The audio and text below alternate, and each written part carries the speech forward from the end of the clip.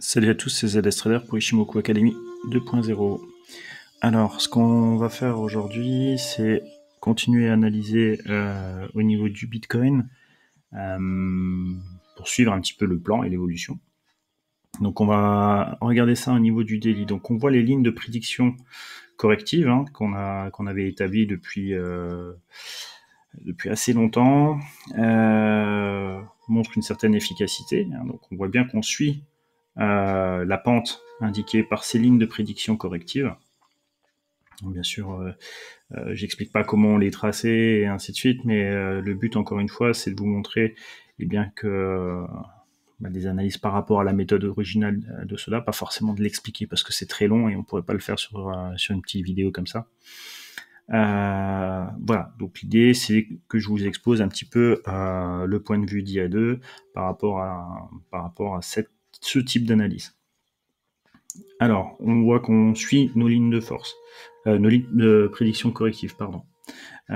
Les enjeux du jour, j'essaie de mettre petite flèche pour que ce soit plus clair.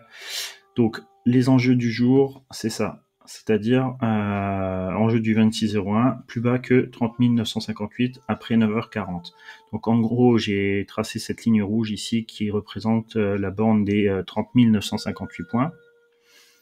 Et cette borne-là, nous, on va essayer de l'observer en termes d'informations importantes. C'est de voir si elle cède, et si elle cède après 9h40, qui devrait être le moment où on va avoir le plus de force, on va dire, pour baisser.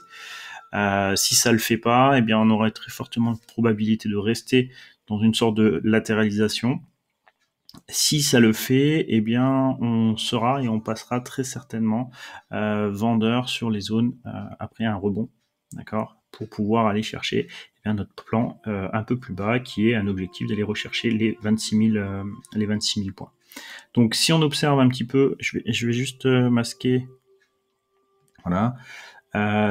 Ici, vous avez vu, on a un croisement du Kinkoyo, donc c'est le croisement entre Tenkan et Kijun qui est super important. Vous voyez, belle réaction sur la Kijun ici qui s'était mis en résistance, avec une belle mèche. On était venu remonter et on a retracé complètement cette bougie. Ça, c'est très, très intéressant à observer.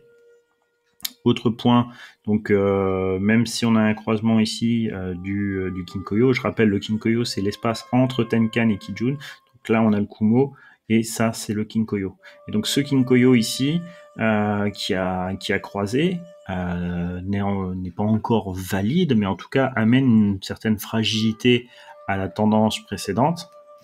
Et on voit ici que la Shinku est sur le niveau de travail de ses prix. Donc ça aussi c'est un point qui est important à observer. Donc clairement, si on refixe les objectifs du jour, donc c'est l'enjeu des 30 958 points. Est-ce qu'ils vont casser? Et s'ils cassent, il serait très intéressant de les casser après 9h, donc 10h, 11h ou dans la journée, d'accord, pour pouvoir ensuite avoir plus de clarté sur la séquence suivante, pour voir si on peut aller chercher une baisse ou alors si on va continuer à latéraliser.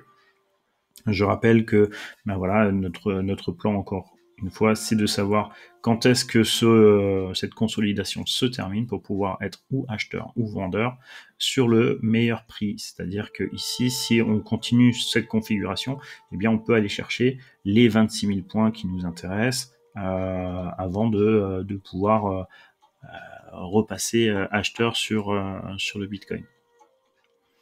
Voilà. Eh bien, je vous dis à une prochaine vidéo.